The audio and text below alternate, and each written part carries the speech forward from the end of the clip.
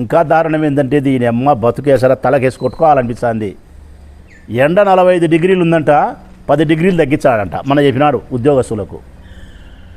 45 డిగ్రీలు ఉంది ఎండ, 10 డిగ్రీలు తగ్గిస్తా అన్నాడు. కొట్టుకోవాలా మా ముఖానికి వేసి మేము ఈ ముఖ్యమంత్రితో. నువ్వు ఎండ తగ్గించావు, తుఫాన్ ఆపుతావు, గాలి మళ్ళిస్తావు, డీజిల్ దొరకదు. అన్నీ ఉన్నాయి. అల్లున్నోట్లో శనున్నట్టు నువ్వు చెప్పే వ్యవహారం అంతా ఇట్లనే ఉంది. ఇంకా మా అదృష్టం బాగుంది నాయన, వైఎస్ఆర్ కాంగ్రెస్ పార్టీ వాళ్ళ అదృష్టం బాగుంది. పొరపాటున నారా చంద్రబాబు నాయుడు గన 2019 సంవత్సరంలో ముఖ్యమంత్రిగా ఉండింటే 2019లో మా జగన్ కాకుండా ఆయన గన ఉండింటే కరోనా అప్పుడు వచ్చింది. నిజంగా ఈశ్వరుడు మా పక్షాన ఉన్నాడు. జగనే గన అప్పుడు ముఖ్యమంత్రి కాకుండా చంద్రబాబు నాయుడే గన ముఖ్యమంత్రి అయి ఉంటే కరోనా వచ్చిన సమయంలో ఏం చెప్పిండు తెలుసునా ఆయన? లేడు కాబట్టి ఏమన్నాడంటే, నేను వచ్చింటే కరోనా వచ్చిండా ప్రజలారా, ఆపిందును కరోనాను అన్నాడు. లేడు కాబట్టి. అదే ముఖ్యమంత్రి ఉంటే ఏమని తెలుసునా? వైఎస్ఆర్ కాంగ్రెస్ పార్టీ నా కొడుకులు కరోనా తెచ్చుకొని దావలమ్మడి తిల్లాడుతా కొంపకు పోయి తుమ్మి అందరికీ జబ్బు అంటగడుతున్నారు. ఇది కుట్రా నిండు. ఇప్పుడు అంటాలే డీజిల్కు ఇది ఇది ఇది కరువా, కోతనా, కుట్రనా అంటున్నాడు. ఇది కొరతనా, కుట్రనా అంటున్నాడు ఏబిఎన్ ఆంధ్రజ్యోతి. అంటే ఈ డీజిల్ యొక్క కొరత కూడా మేము సృష్టించినామంట.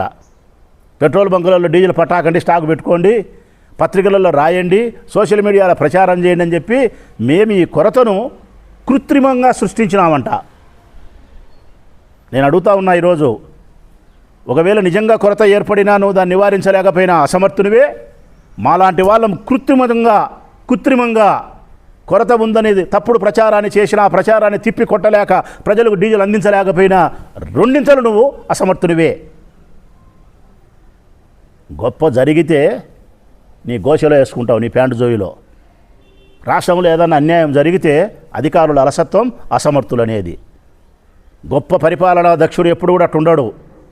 ఏదైనా ఈ రాష్ట్రానికి గొప్ప జరిగితే అధికారులను ముందు పెట్టి ఇది నా అధికారుల గొప్పతనం అని చెప్పి వారి అకౌంట్లో వేస్తాడు. నాయకుడు అనేవాడు ఏదైనా వైఫల్యం జరిగితే తను స్వీకరిస్తాడు. రివర్స్ ఈ రాష్ట్రంలో. మంచి అయితే నాది, చెడ్డ అయితే ఐఏఎస్ ఆఫీసర్లది. ఐఏఎస్ ఆఫీసర్లతో మీటింగ్ పెట్టి ఏం డీజిల్ కొరత ఉంది, మీరు 3 రోజులు ఏం చేస్తారని నిద్రపోతున్నారని అడుగుతున్నావు. మేము అడుగుతున్నాం. వాళ్ళు నిద్రపోతున్నారని నువ్వు అడిగినావు. ప్రజలు అడుగుతున్నారు ఇప్పుడు నిన్ను. మేము అడుగుతున్నాం నిన్ను, నువ్వే నిద్రపోతున్నావు? వాళ్ళు నిద్రపోతున్నారు తప్పుడోళ్ళే, నువ్వే నిద్రపోతున్నావయ్యా. నువ్వు ఈ రాష్ట్ర ప్రజల కోసం 22 గంటలు పనిచేసేవాని 3 గంటలే కదా నిద్రపోయేది. 22, 3, 25. మాకు 24, నీకు 25 ఉంటుందిలే. నువ్వు ఎందుకంటే కలి కదా, కలి పురుషునివి. నీకు ఎట్లా కాల్చినట్టు మారుతుంటుంది. కాలం కూడా, సూర్యచంద్రులు కూడా మారుతుంటారు, గ్రహాలు కూడా మారుతుంటాయి. నువ్వు ఎట్లా చెప్తే ఎట్లా? ఈ రాష్ట్రంలో మంత్రులు కానీ, ప్రజలారా, ఎమ్మెల్యేలు కానీ, తెలుగుదేశం పార్టీ వారి కానీ గమనించమని చెప్పుకోతా ఉన్నా నేను. ఏమన్నా జరుగు ఈ రాష్ట్రంలో, నీ ఇష్టం, ఏదన్నా జరుగు. కడపలో దస్తగిరి హత్య జరిగింది. అది సాధారణ హత్య, ఒక మామూలు మనిషి హత్య. దుర్మార్గం, బాధాకరం, పక్కన పెడదాం. తాడేపల్లి ప్యాలెస్లో లింకప్ కుట్ర జరిగిందంట. తాడేపల్లి ప్యాలెస్లో కుట్ర జరిగిందంట. వర్షాలు వల్లే జగన్మోహన్ రెడ్డి కుట్ర చేసినాడు. ఒక ఆడపిల్లను ఎవరైనా మానభంగం చేసినారు. జగన్మోహన్ రెడ్డి తాడేపల్లి ప్యాలెస్లో ప్లాన్ చేసినారు. ఒక బస్సు ప్రమాదం జరిగింది. తాడేపల్లి ప్యాలెస్లో రిమోట్ ఆపరేట్ చేసినారు. అంటే ఈ రాష్ట్రంలో ఏ పాపర పనులు జరిగినా, ఏ విషాదకర సంఘటనలు జరిగినా, ఏ సంక్షోభ పరిస్థితులు ఉత్పన్నమైనా అన్నిటికీ తాడేపల్లి ప్యాలెస్కు సంక్షోభం చేసే కాడికి వచ్చినారు మీరు. అంటే మీరు స్పృహలో ఉండారా లేరా? ఇంకా మీ ప్రభుత్వం ఉంది అనుకుంటారా, లేకుంటే మా ప్రభుత్వమే ఉంది అనుకుంటున్నారా? మీరేమనుకుంటున్నారంటే ఇంకా జగన్మోహన్ రెడ్డి ప్రభుత్వం ఉంది, మనం విమర్శించవచ్చు అనుకుంటున్నారు. మర్చిపోయినారు మీరు ముఖ్యమంత్రులు అనేది కూడా. ఇంకా లాస్ట్గా మీరు ఎట్ట తయారంటే మంత్రులు మనం మాట్లాడుతున్నారు. రాంప్రసాద్ మాట్లాడుతున్నాడు, పార్థసారథి మాట్లాడుతున్నాడు, ఆయన నిమ్మల రామానాయుడు మాట్లాడుతున్నాడు, ఇంకొక ఆయన మాట్లాడుతున్నాడు, అందరూ మాట్లాడుతున్నారు. ఏదైనా జరుగు తాడేపల్లి ప్యాలెస్.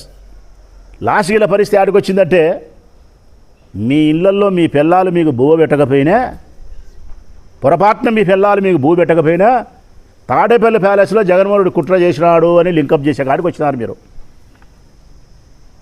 మానుకోండి ఈ అబద్ధాలు, ఈ ఆగిత్యపు మాటలు మానుకొని ఈ రాష్ట్రంలో జరుగుతున్న అనేక రకాల ప్రజా వ్యతిరేక విధానాలను రూపుమాపడానికి, డీజిల్ పెట్రోల్ యొక్క కొరత సంక్షోభం నుంచి రాష్ట్రాన్ని గడ్డకి తీసుకొచ్చేదానికోసం మీరు ప్రయత్నం చేయాలా. వైఎస్ఆర్ కాంగ్రెస్ పార్టీ ప్రొద్దుటూరు నియోజకవర్గం నుంచి నేను గట్టిగా డిమాండ్ చేస్తాను ఈ ప్రభుత్వాన్ని. గడిచిన ఈ వారం రోజులుగా 5 రోజులుగా పెట్రోల్ డీజిల్ కొరత వలన ఏ ఆటో డ్రైవర్లు అయితే ఇబ్బంది పడతా ఉన్నారో వారికి రోజుకు ఒక్కొక్కరికి 1000 రూపాయలు చెల్లించాలా. మీరు రాష్ట్ర వ్యాప్తంగా రోజుకు 1000 రూపాయలు చెల్లించాలా. వాళ్ళకు 5 రోజులు ఏంటి 5000 ఇవ్వాలా. ఎన్ని ఆటోలు ఉంటే అందరికీ ఇవ్వాలా. కారణం భోజనం లేదు వాళ్ళకు. ధరలు పెరిగిన దానికి మీరే సమాధానం చెప్పాలా. రైతులకు మీరే సమాధానం చెప్పాలా. అత్యవసర పరిస్థితులు ఉండే అంబులెన్సులకు మీరే సమాధానం చెప్పాలా. గవర్నమెంట్ హాస్పిటల్ ఆపరేషన్ థియేటర్లు డీజిల్ లేకపోతే ఆగిపోయే దానికి మీరే సమాధానం చెప్పాలా. అసమర్థుడు ఈ ముఖ్యమంత్రి. ఈ రాష్ట్రాన్ని పరిపాలించడానికి చంద్రబాబు నాయుడు గారికి ఏమాత్రం అర్హత లేదు. సంక్షేమ పథకాలు అటకెక్కించినారు. ఆరోగ్యశ్రీ పోయింది సంకనాకి. ఫీజు రియంబర్స్మెంట్ సర్వనాశనం చేసి పెట్టినారు. రైతుల పరిస్థితి సెలవు దినాలు ఇచ్చినట్టు ఇచ్చినారు. నిరుద్యోగులు భృతి లేదు, ఉద్యోగం లేదు. ఉద్యోగులు రోడ్డెక్కి ధర్నాలు చేస్తున్నారు. గడిచిన 2 సంవత్సరాల కాలంగా మీ ప్రభుత్వం వచ్చి ఏ సంస్థ వారు, ఏ వ్యవస్థ వారు రోడ్డెక్కలే. ప్రతి ఒక్కరు రోడ్డెక్కుతున్నారు, ప్రతి ఒక్కరు ధర్నాలు చేస్తున్నారు.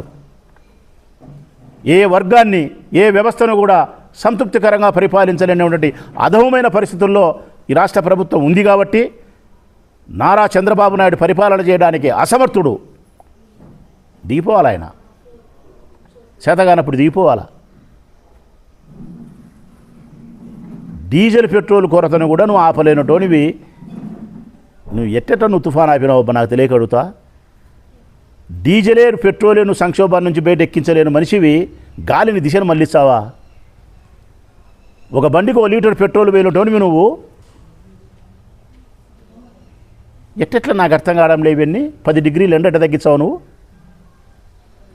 సెల్ ఫోన్లో లైట్ నేనే కనిపెట్టినా, సెల్ ఫోను నేనే కనిపెట్టినా. బాగలే. ఈ ప్రభుత్వం వచ్చిన ఈ 2 సంవత్సరాల కాలంలో దుర్మార్గమైనటువంటి పరిపాలన నడుస్తూ ఉంది. కక్ష సాధింపు చర్యలు, వాళ్ళు దోచుకుండే పరిస్థితి, అవినీతి కార్యక్రమాలు, ఆదాయ వనరులు సృష్టించుకునే తప్ప ప్రజల గురించి ఆలోచించే పరిస్థితి లేదు. ఈ రాష్ట్రంలో డీజిల్ పెట్రోల్ కొరతకు ఈ రాష్ట్ర ప్రభుత్వం సమాధానం చెప్పాలా. వీలైనంత త్వరగా డీజిల్ పెట్రోల్ కొరత నుంచి ఈ రాష్ట్రాన్ని గట్టెక్కించే ప్రయత్నం చేయాలి.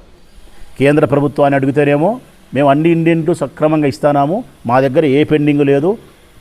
భారతదేశ పెట్రోలియం సంస్థ చెప్తా ఉంది అన్ని ఇండియన్లు మేము సరఫరా చేస్తున్నాం, మా దగ్గర నుంచి ఏం లోపం లేదు, మీ ముఖ్యమంత్రి దగ్గరనే లోపం ఉంది, మీ రాష్ట్రంలోనే పరిపాలనలోనే లోపం ఉందని చెప్పి భారతదేశ ప్రభుత్వం చెప్తాంది. ఈయన చూస్తే నాదేం తప్పు లేదు, అధికారుల మీదనే నేపం నెడుతున్నాడు.